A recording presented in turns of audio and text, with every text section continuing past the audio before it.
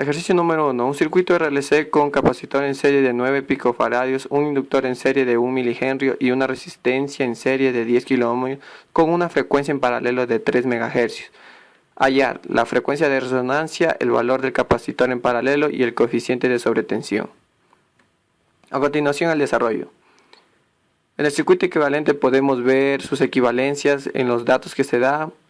El capacitor en serie 9 picofaradios, inductor en serie 1 milihenrio y el resistor en serie de 10 kiloohmios.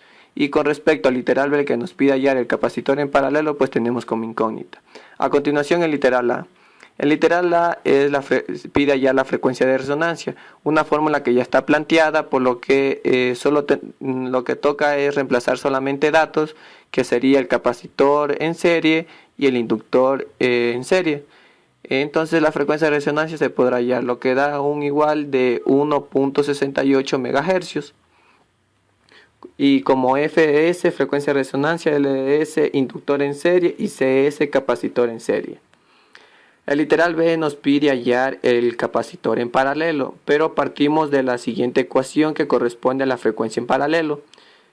Para esto, lo primero que vamos a hacer es tratar de despejar, vamos a despejar el capacitor en paralelo. Comenzamos tratando de elevar los dos miembros al cuadrado, pero antes lo que se encuentra es toda la raíz pasa a multiplicar al primer miembro, de tal forma que nos queda la ecuación de la siguiente forma, multiplicando. Si seguimos con la ecuación, podremos encontrar de que para poder despejar el capacitor en paralelo tendríamos que hacer ciertos pasos, lo que corresponde a que para poder llevar esta ecuación y hallar el capacitor en paralelo, vamos a pasar a dividir la frecuencia en paralelo al cuadrado por inductor en serie al denominador del segundo miembro, de tal forma que tenemos esta ecuación. Siguiendo con el ejercicio, ya teniendo planteado hasta este momento la siguiente ecuación, pasamos el capacitor de paralelo más el capacitor en serie que está multiplicando, que está dividiendo, pasa a multiplicar al segundo miembro, de tal forma que nos queda para despejar el capacitor en paralelo y en serie. Seguido de esto, despejamos el capacitor en paralelo y nos queda de la siguiente forma. Pero tenemos que en este segundo miembro todavía tenemos el valor de la incógnita por hallar. Por lo que, para hacerlo un poco más fácil esta ecuación, todo lo que se encuentre en el denominador vamos a hacer valer x. Entonces, reemplazando la ecuación, nos quedará el capacitor en paralelo más el capacitor en serie sobre x. Esta usamos una variable para que se nos haga un poco más fácil. Seguido de esto podemos ir despejando el valor del capacitor en paralelo, de tal manera que utilizamos reglas de fracciones, que es distribución en el denominador, de tal forma que el valor del capacitor en paralelo sobre x pasa al primer miembro a restar, de tal forma que sacamos un factor común, en el que nos queda capacitor paralelo 1 menos 1 sobre x. En esta ecuación, en este laxo, pasamos de multiplicar a dividir al segundo miembro, de tal forma que realizamos esta fracción y multiplicamos extremos con extremos y medios con medios. De tal forma que nos queda capacitor en paralelo es igual a capacitor en serie por x, que es nuestra variable, asimismo en el denominador x, que es nuestra variable, que multiplica a x menos 1. X menos 1 y simplificamos, x se nos va y queda el valor del capacitor en paralelo es igual al capacitor en serie sobre x menos 1. Una vez que estamos aquí, reemplazamos nuestro valor de x con lo que corresponde en nuestra variable, por lo que nos quedará esta última ecuación, de la que partiremos para hallar nuestro capacitor en paralelo, el valor. Y aquí solamente queda reemplazar los datos que tenemos ya planteados y reemplazarle los valores en esta ecuación anterior, y tendremos como resultado 4.09 picofaradios. Para el literal C es mucho más sencillo porque igual de tal forma como el literal A, solo es de aplicar una ecuación simple ya dada y como ya tenemos los valores en el circuito equivalente solo toca reemplazar datos, de tal forma que nos queda 0.16. Muchas gracias. ¿Qué tal, compañeros? Les tengo un ejercicio relacionado al tema de resonadores dieléctricos en lambda cuartos. Este tipo de resonadores pueden utilizarse en frecuencias comprendidas entre los 400 y 4500 MHz. Además, contribuyen en la elaboración de filtros, pasabanda u osciladores tanto fijos como controlados por voltaje. En el siguiente ejercicio que hemos planteado, se encuentra un resonador coaxial en lambda cuartos con un conductor interior y exterior de radios A y B respectivamente y cortocircuitado entre los conductores tanto interior como exterior. Tenemos los datos que tenemos para este ejercicio son los radios de los conductores tanto interior como exterior de 4 milímetros y 7 milímetros respectivamente. Tenemos una frecuencia, como dijimos, que estos tipos de resonadores eh, funcionan se puede establecer una frecuencia entre 400 y 4500 MHz. Hemos utilizado una frecuencia de 550 MHz y tenemos una constante dieléctrica, una constante dieléctrica de 100. Esta constante depende mucho de la utilización del material que estemos utilizando. En este caso, hay bastantes aleaciones de los materiales y todo. Además, asumimos que el conductor, el material del conductor es cobre. Eh, ¿Cómo es? Regresando al tema de la constante dieléctrica, esto depende mucho del material dieléctrico que se esté utilizando. Y generalmente para este tipo de osciladores los valores están entre 20 y 100, generalmente escogiéndose los valores más altos. En este caso hemos escogido el valor de 100. Lo que nos pide el problema es hallar su circuito RLC equivalente con sus respectivos valores de RP, CP y LP, que vamos a ver después. Bien, primero, como ya tenemos el dato principal que ya vimos es la frecuencia, primero tenemos que analizar cómo poder utilizar, ¿no es cierto? Entonces, la primera fórmula que vamos a utilizar es la de la longitud de onda. La fórmula general de esta consiste en que C sobre F, ¿no es cierto? Pero ¿qué es C? C es la velocidad de propagación de las ondas electromagnéticas en el vacío. Por lo general, esta constante, como es una constante, va a tomar el valor de, va a tomar el valor de 3 por 10 a la 8 metros por segundo. Pero relacionándonos al ejercicio que tenemos que encontrar la longitud de onda eficaz. En este caso aquí interviene la constante eléctrica que también tenemos el dato y tenemos obvio que incluirla en la fórmula, como vemos en la fórmula que está ahí.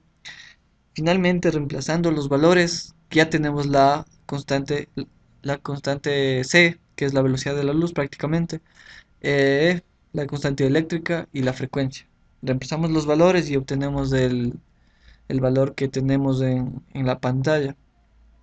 Ahora tenemos, como sabemos que la distancia de de este, de este resonador coaxial es lambda cuartos, tenemos que calcular ese valor, ¿verdad?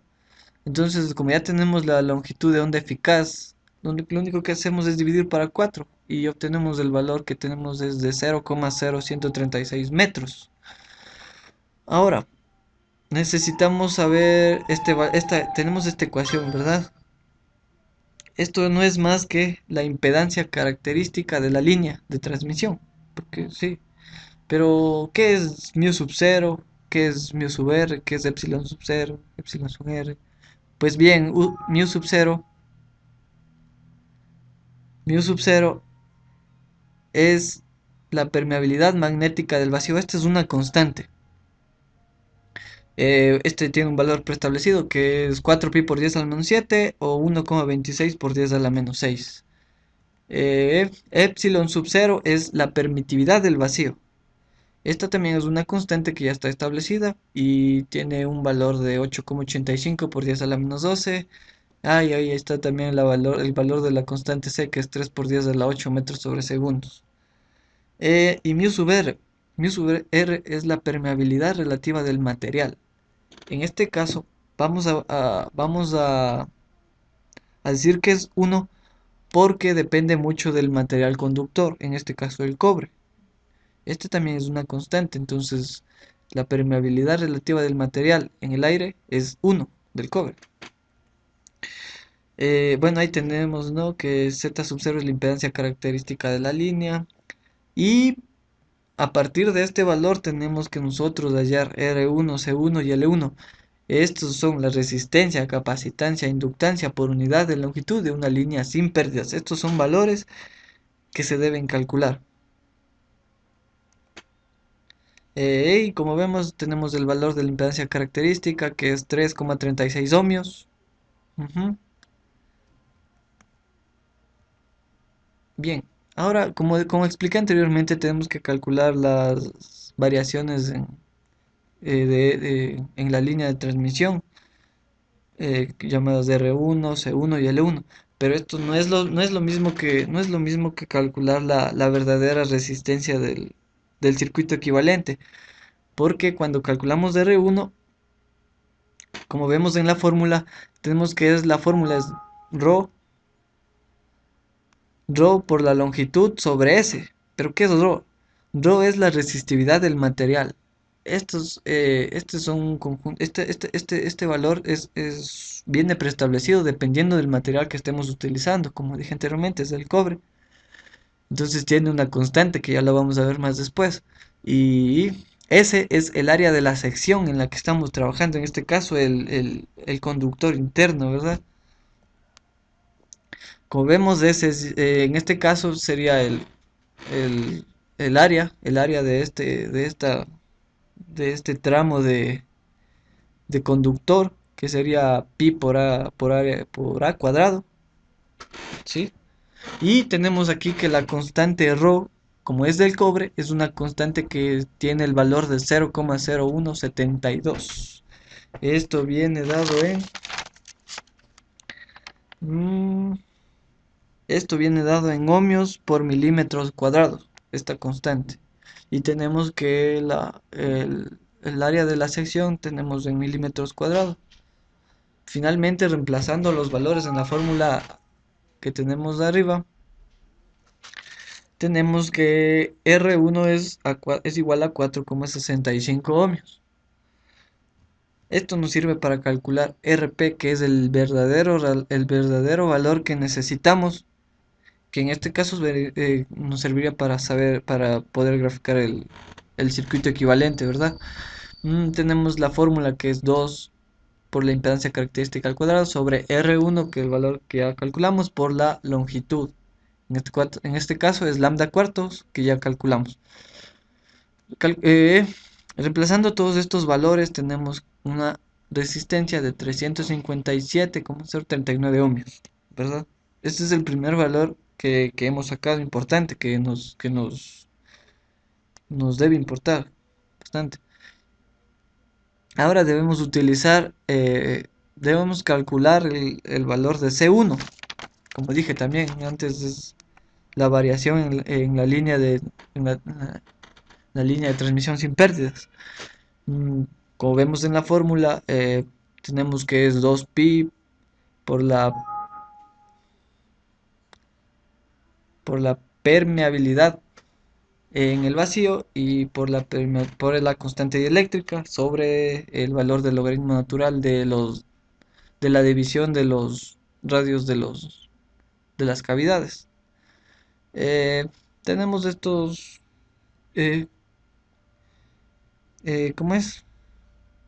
Reemplazando estos valores, puesto que ya tenemos todos los valores, que E sub 0 es igual a 8,85 por 10 a la menos 12, E sub r tenemos que 100, logaritmo de B sobre A, también tenemos ese valor, Finalmente llegamos al valor total que tenemos, que es 9,94 nanofaradios. Generalmente se, se, se aconseja dejar estas cantidades en, en valores que son medibles, como nanofaradios, microfaradios o picofaradios. Son, son valores que pueden ser entendibles en cuanto a la capacitancia, ¿no es cierto? Y con este valor de C1 podemos calcular el valor de CP, que no es nada más que C1 por la longitud sobre 2, que todos estos valores ya lo tenemos, ¿verdad? Llegando al valor de 67,57 picofaradios. Este valor también es otro de los importantes que tenemos que tener en cuenta para nuestro circuito equivalente. Ahora, finalmente tenemos que hallar el valor de L1. Como vemos en la ecuación, en este caso interviene la aquí tenemos mu sub 0 y mu sub r, que son, por aquí tenemos,